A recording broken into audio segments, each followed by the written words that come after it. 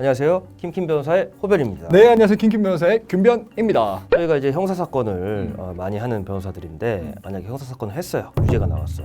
아니면 혹은 이제 사전에 구속이 됐어요. 그러면 이제 반드시 거쳐가야 되는 곳이 이제 구치소죠. 구치소와 교도소의 차이점이 있는데 구치소는 미결 수용자, 그러니까 형이 확정되기 전까지의 재소자들이 있는 곳이고요. 교도소는 형이 확정된 이후에 교도소로 이관되게 되는 것이고요. 보통 이제 구속을 당하면 바로 구치소로 가죠. 1심 형량을 선고받아도 구치소에 있습니다. 항소를 하면 이제 무죄 추정 원칙에 의해서 형이 확정되는 게 아니니까. 그리고 또 교도소, 구치소와 교도소의 가장 큰 차이는 변호인의 접견이 제한된다는 겁니다. 구치소는 변호인의 접견 제약이 전혀 없습니다. 없고 아침에 접견 가능한 시간 한 9시 정도 되는데 그때부터 마지막 시간 5시까지거든요. 8시간 동안 있을 수 있습니다. 교도소는 이미 형이 확정됐기 때문에 변호인의 조력이 더 이상 필요가 없는 단계죠. 그렇죠. 그래서 이제 확정됐기 때문에. 그런 부분이 있는데 오늘 찍을 컨텐츠는 저희가 이제 사실은 구치소에 그래서 접견을 가면요. 접견실이 있습니다. 영화에서 보는 거랑은 좀 많이 다른데 영화에 보면 마치 이런 스튜디오처럼 독립된 공간에 이런 테이블에 둘만 앉아 있고 뒤에서 이렇게 교도관님이 이렇게 딱 이렇게 감시하고 있는데 전혀 맞지 않습니다. 실제로는 뭐랄까 1대1로 마주 볼 수 있는 한 요만한 사이즈의 방 정도 되죠? 요만해요. 책상 딱 요 정도 되고 그 재소자도 거기 있고 칸막이가 있고 그 둘만의 공간은 이제 독립돼 있습니다. 다 유리 벽으로 돼 있어요. 플라스틱 이제 유리처럼 보이는 플라스틱 벽으로 돼 있는데 CCTV는 다 있습니다. 그렇죠. 왜냐하면 이제 어떤 돌발 행동을 할 수도 있고 혹시라도 그런 경우 뭐 변호인이 부정한 물품을 이렇게 준다거나 뭐 담배를 준다거나 무슨 뭐 서류를 몰래 준다거나 하는 걸 방지하기 위해 있는데 녹음은 되지 않습니다. 옛날에 녹음을 했던 것이 이제 문제가 돼가지고 녹음하면 안 된다는 것이. 근데 그에 반면에 일반 그냥 접견 있잖아요. 변호인 접견 말고 일반 구치소나 교도소에서 접견 같은 경우는 다 녹음이 됩니다. 그렇죠. 자동으로 녹음이 됩니다. 그리고는 변호인 접견실에는 또 밑에 비상벨이 있습니다. 그 갑자기 튀어올 수 있잖아요. 그러다 보니까 비상벨이 있습니다. 그리고 일반 접견은 그 영화에서 보는 것처럼 실제로 유리막이 가로막혀 있고요. 그렇죠.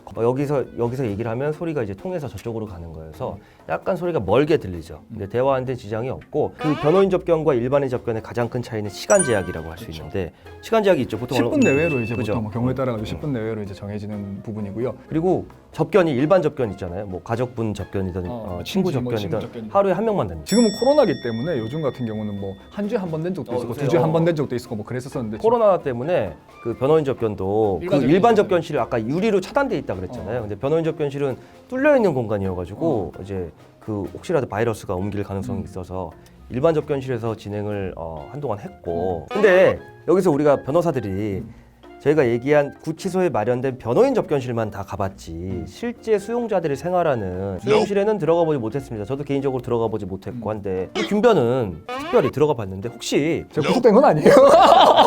구속된 건 아니고 법무관을 할 때 사실 그 구치소 안에 공익법무관 공익법무관 할 때 저는 이제 수원구치소랑 그때 많이 갔던데 수원구치소 그다음 영양에 근무할 때 청송교도소 수원구치소 청송교도소 이렇게 많이 갔었거든요. 가서 뭐를 하셨나요? 그때 개인 회생과 파산에 관한 강의를 했었어요. 그래요? 네. 재소자들 상대로? 재소자들을 상대로. 왜냐면 이분들이 이제 나와서 어떤 왜냐하면 사실 구속이 되고 나면은 구속돼 있는 기간 동안에 경제 활동을 하나도 못 하다 보니까 나오고 나면은 채무가 되게 과다해지거나 이자가 붙어 있거나 이런 경우가 많을 수 있어요. 밖에서 뭔가 도와주는 가족이나 이렇게 없다 보면은 그러다 보니까 나와서 어쨌거나 이 사람들이 죄를 지은 거는 맞고 처벌을 받은 건 맞지만 사회로 복귀하는 걸 도와주기 위해서 그 강의를 하러 갔었었죠. 그리고 강의도 아무나 듣는 게 아니라 모범수들 먼저 들을 수 있거든요. 그러다 보니까 모범수들을 따로 이제 방에서 차출해가지고 강의실로 불러 모으는데 그러면 일반 재소자들 같은 경우는 쭉쭉쭉쭉 이렇게 그 안에 수용되어 있는 모습을 보는 거죠. 야, 근데 제가 그걸 봤었을 때 첫 번째 떠오른 생각은 내가 죄를 안 짓고 살길 너무 잘했다. 정말 방이 작고 딱 요만할 거예요. 딱 요 스튜디오 정도 되는데 제가 봤었을 때는 평수로 따지자면 한 4평 내외, 5평 내외 정도 되는 것 같아요. 제일 충격적이었던 화장실이 제일 충격적인 게 제가 갔던 곳은 그 서부 영화에 나오는 미닫이 문 있죠. 그걸로 딱 해가지고 사람이 앉았을 때 또는 서서 보이게 돼 있던데 그 위아래가 목을 못 매달게 하거나 뭐 자해행위 못하게 하거나 그 안에서 어떤 뭐 나쁜 짓 못하게 하기 위해 가지고 누굴 폭행할 수도 있고 그 안에서 하니까. 다 오픈되어 있으니까 용변 냄새가 여름에 자 근데 그것도 더 큰 문제는 뭐냐면 우리나라 수용 시설 자체가 부족해요. 맞아.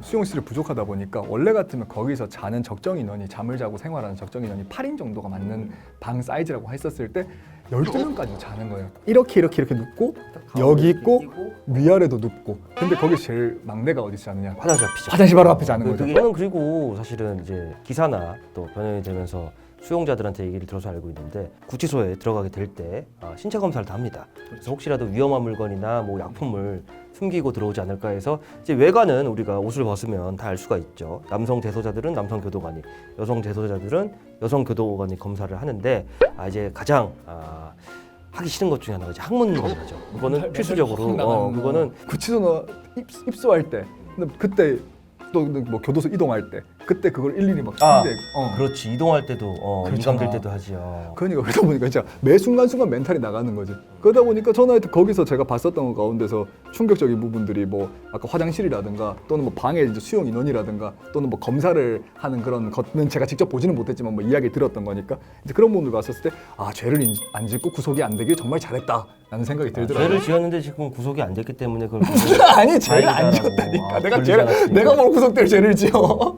드라마나 영화 통해서도 이제 봤던 모습이 실제 김변이 눈으로 봤던 부분에 있어서는 얼마나 더 정말 그 시간이 힘든 시간을 보낼지 알 수 있는데 그 문제는 그 시간이 하루만 있어도 정말 하루가 정말 한 달, 1년처럼 길 텐데 최소 몇 개월씩 있죠. 최소 구속되면. 자유권을 완전히 제한되는 건데 또 그게 이제 국가 형벌이죠. 그게 형벌이죠. 그게 굉장히 큰 자기 거죠. 죄값은 치러야 되는데 드리고 싶은 말씀은 그렇기 때문에 순간에 유혹이나 화를 좀 참아내고 죄를 짓지 말자. 보석 신청이라는 건 말이에요. 극단적으로 얘기해서 본인이 암에 준하는 정도의 질병에 걸렸거나 본인의 동거 가족인데 유일한 동거 가족일 때 그분이 걸리지 않은 이상은 보석으로는 절대 못 나옵니다. 그래서 꼭 말씀드리고 싶은 게 자라나는 청소년분들을 비롯하여 또는 뭐 이 컨텐츠를 보시는 분들 성인들도 마찬가지고 참을인자 새기면 살인도 면한다고 했습니다. 그러니까 딴 사람한테 피해를 안 끼치는 것도 중요하지만은 본인도 아껴야 되지 않습니까? 그러다 보니까 결국에는 죄 짓지 말자. 이게 사람마다 자기가 제일 어떤 나의 일상의 행동에 제약을 받는데 어떤 부분은 참을만 하고 어떤 부분은 참지 못할 부분이 있을 텐데 저는 그 화장실 부분은 정말 못 견디겠죠. 못 견딜 것 같고 그래서 각자가 생각하는 그런 소중하고 내가 꼭 이것만 지켜야 된다는 일상의 영역이 있을 텐데 사실 변호사들이 구치소 안에 들어가는 일이 거의 없어요. 이런 이례적인 강의를 하러 들어간다거나 그런 뭐 법무부의 이제 뭐 어떤 외부 위원으로서 활동하거나 그러지 않는 이상은 거의 없는 게 맞는데 이렇게 갔다 오셨다고 하니까 저희부터 앞으로 뭐 어떠한 범죄에도 연루되지 않고 주위에서 누가 범죄를 저지르려면 죽어라 말리고 정말 진짜 한번 보시면 진짜라니까 한번 보시면 절대 죄 안 짓게 돼. 그리고 그 일부 드라마에서 나오는 구치소의 모습이 약간 미화되고 이런 측면이 슬기로운 깜방 생활처럼 저도 드라마 재밌게 몇 편 봤거든요. 근데 그건 좀 말도 안 되고 말도 안 돼. 드라마 자체는 재밌게 봤는데 거기에 그 방만 계속 인원들이 막 4명, 6명 사는데 넓어 그러지 않아요 절대로. 다음번에 또 생생한 현장의 소리를 한번 전달해 드리도록 하겠습니다. 자, 물러가고 다음 시간에 돌아오겠습니다. 감사합니다. 감사합니다. Rent a car you can't afford. Put on a song that we both know. Let your hair out in the wind. Put the pedal to the floor. Flame your lighter, take a smoke. Put your broken rip off. Wafers on. Doesn't matter if the sun goes down. We'll still be up. Don't care about the place we